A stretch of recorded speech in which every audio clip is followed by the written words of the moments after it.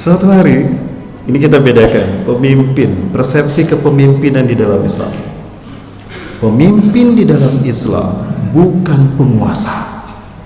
Sekali lagi, pemimpin di dalam Islam bukan penguasa. Karena yang berkuasa itu Allah.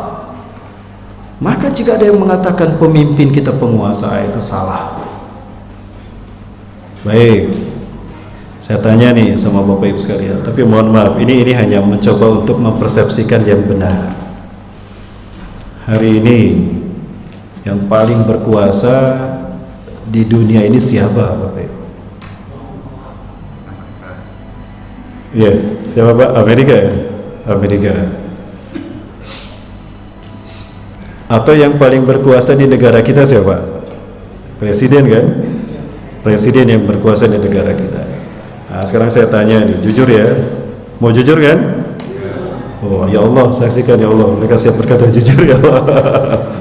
Yang berkuasa di negara ini presiden. Saya tanya sekarang, beranikah Bapak Ibu berkorban nyawa untuk Bapak Presiden? Belum jelas nih jawabannya. Sebentar. Berani Bapak Ibu berkorban nyawa untuk Bapak Presiden? Tidak. Berkorban harta? Tidak. Kok gitu sama presiden? Sekarang saya tanya, beranikah Bapak Ibu berkorban nyawa membela Rasulullah? Amin. Allahu Akbar. Jadi siapa yang paling berkuasa? Rasulullah. Betapapun secara fisik beliau tidak ada, kita sanggup berkorban nyawa dan harta demi membela beliau, padahal beliau sudah tidak ada bersama kita. Jadi kekuasaan tidak mesti diukur ada tidaknya mereka di sisi kita. Inilah yang arti kepemimpinan di dalam Islam. Pemimpin di dalam Islam bukan penguasa. Penguasa itu Allah Azza wa Jalla. Baik, saya berikan contoh.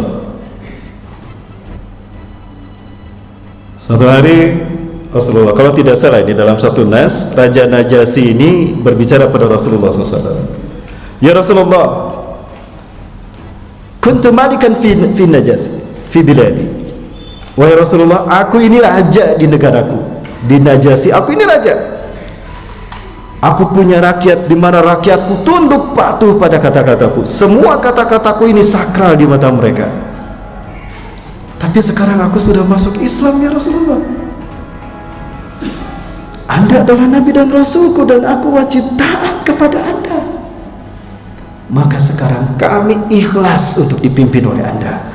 Sekarang Anda adalah raja kami. Ini mahkotanya saya serahkan. Mahkota itu diserahkan pada Rasulullah SAW. Maka apa kata Rasulullah? La,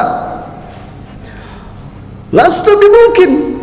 Aku bukan raja. Raja itu kerajaan. Kalau negara, aku bukan presiden. Lastu bimungkin. Lakinnani Abdullah, Nabiullah wa Rasulullah. Aku ini bukan raja, aku Nabi Allah dan Rasulnya. Aku Nabi Allah dan Rasulnya. Kamulah raja mereka. Anta malikuh, anta malikuh. Amuhum bil Islam. Kamulah raja mereka, tapi pimpinlah mereka dengan Islam. Itu Rasulullah SAW sudah menjelaskan, beliau bukan raja, beliau bukan kepala negara. Fitnah kalau mengatakan demikian. Nanti saya saksikan, akan saya tuntut di hadapan Rasulullah nanti orang yang berkata begitu.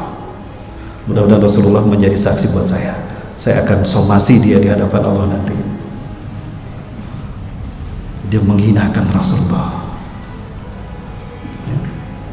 Dan ini semua bukti bahwa ketika Islam berdiri tegak, ketika kepemimpinan di dalam Islam berdiri tegak, maka tidak akan ada yang terancam, apakah itu kerajaan, apakah itu negara, ataupun nasionalisme. Maka fitnah yang mengatakan apabila khilafah tegak, negara akan bubar. Fitnah. Ini buktinya. Bahkan ketika Rasulullah SAW memimpin dunia, ketika khilafah memimpin dunia, mereka menaungi negara-negara dan kerajaan yang ada. Bahkan entitas Yahudi dan Nasrani, mereka terlindungi dari fitnah ketika Islam memimpin.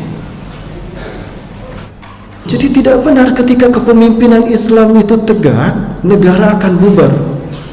Jadi kalaulah Habib Rizik Syihab pulang, ini negara nggak akan bubar. Cuman negara bisa menyaksikan siapa sebetulnya rakyat yang jadi salah tuh. Diedit gak nih Pak? Diedit ya. Jadi sekarang dunia bisa melihat siapa sebetulnya yang ada di hati rakyat. Saya atau Habib Rizik Syihab? Jadi bandingkannya dengan saya, karena saya nggak akan nuntut. Coba lihat Bapak Ibu, Allahu Akbar, dari mulai Cengkareng bandara sampai Petamburan, nggak habis tuh orang berbaris menyambutnya. Jadi yang ada di hati rakyat siapa ini? Saya apa Habib Rizik Syihab? Tuh kan Habib Rizik. Ya nggak apa-apa, saya nggak akan kesinggung Pak. Kan yang nanya saya nggak bilang presiden kan? Nah inilah kepemimpinan di zaman. Jadi sehebat apapun tipu daya itu ada, Allah tidak akan pernah lengah Bapak Ibu. Nah ini keyakinan yang harus kita tanamkan. Betapapun kezaliman merajalela, Allah tidak pernah lengah. Allah sedang menguji tauhid rububiyah kita. Allah bukan patung. Allah tidak diam saja. Ya, Allah sedang menyatakan itu di dalam Quran surat Ibrahim tuh. Nah, saya lupa lagi surat Ibrahim ayat keberapa. Bunyinya begini.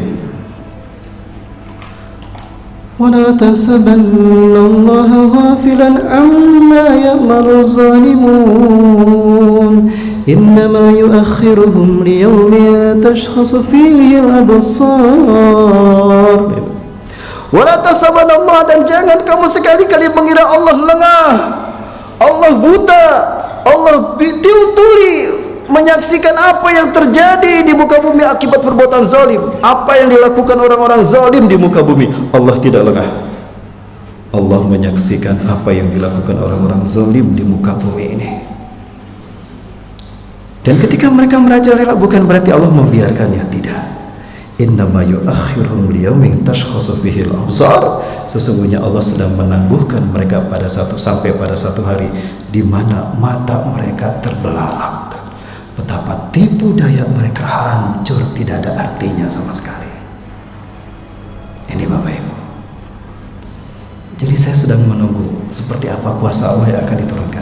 Karena saya yakin Allah yang saya sembah hari ini adalah Allah yang memadamkan, yang mendinginkan api ketika Nabi Ibrahim dibakar. Betul? Karena saya yakin Allah yang saya sembah, yang kita sembah hari ini adalah Allah yang menurunkan kuasanya melalui tongkat Nabi Musa, belah tuh lautan dan tenggelam Fir'aun dengan kezaliman dan kesombongannya. Allah yang hari ini saya sembah adalah Allah yang telah mempermalukan Namrud di hadapan rakyatnya. Betapa sombong dia mengaku Tuhan, namun dia kalah mati oleh seekor nyamuk. Maka saya yakin ketika Allah yang saya sembah hari ini masih ada dan tetap akan ada, maka mukjizat itu tidak akan pernah terhenti selama hak dan batil itu tetap berperang. Betul? Dan saya yakin ketika hak dan batil berperang, maka yang menang adalah hak, betapapun kita tidak menyaksikannya. Allahu Akbar.